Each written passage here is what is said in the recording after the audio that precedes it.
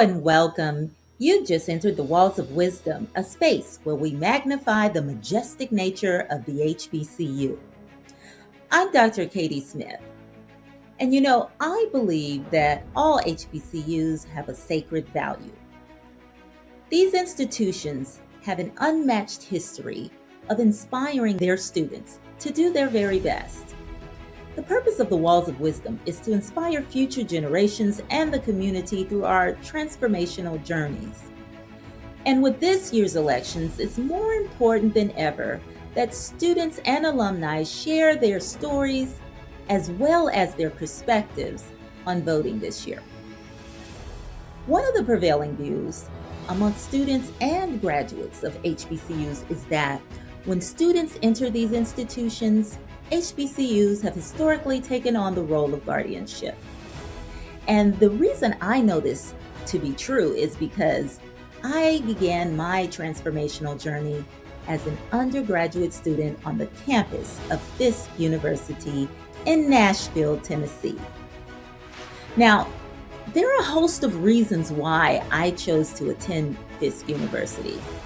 For one, my sister was a graduate student at Meharry Medical College at the time, and Fisk University was right across the street.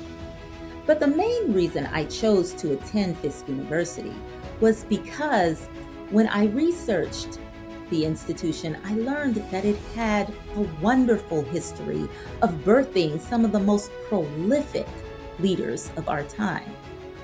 So I wanted to attend a university where Dr. W.E.B. Du Bois had graced the halls and went on to become the first African American to gain a PhD from Harvard University, where Ida B. Wells, John Hope Franklin, John Lewis, Nikki Giovanni, Diane Nash, Judith Jameson, and so many others had gained an education behind its walls. I remember driving from my home state, the Bay Area, California, to Nashville, Tennessee.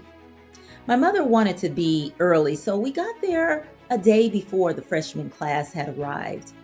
And I specifically remember walking into Jubilee Hall, which had been built in 1873 after the Jubilee Singers had traveled across the globe to fundraise on behalf of the institution. And it was as though I had stepped back in time. The hall was so beautiful, and there was this sweet elderly woman who greeted us. And she said, "You all are a little early, but it's okay. My name is Ms. Lord, and I oversee the dormitory as dorm mother. If you'd like, I can show you around."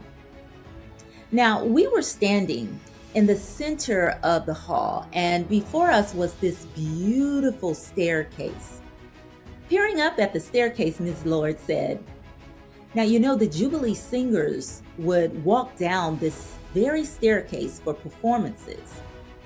And so the tradition is that no one is to walk down these stairs unless they're wearing a ball gown and are going to a special event." She then said, "Now, since you're early, I have a special treat for you."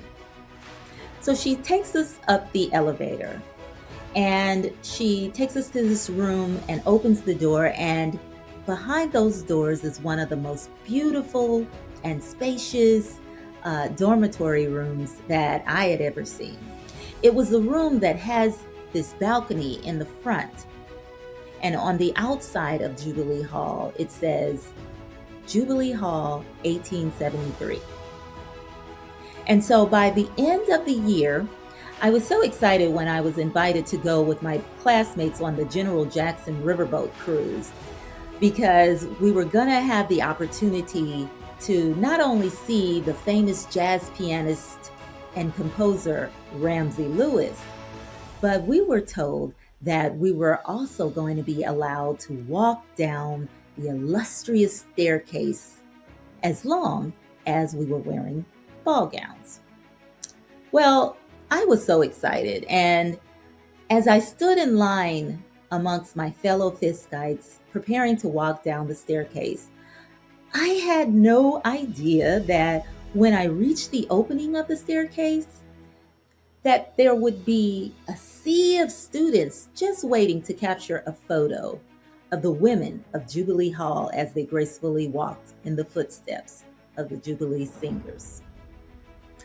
Now, this was the beginning of my transformational journey on the sacred campus of Fisk University. As an undergraduate of an HBCU, for me and so many others, it was the experience of a lifetime. I wanted to tell this story because I believe that it's stories like these and the stories that take place on many other HBCU campuses that will inspire the next generation.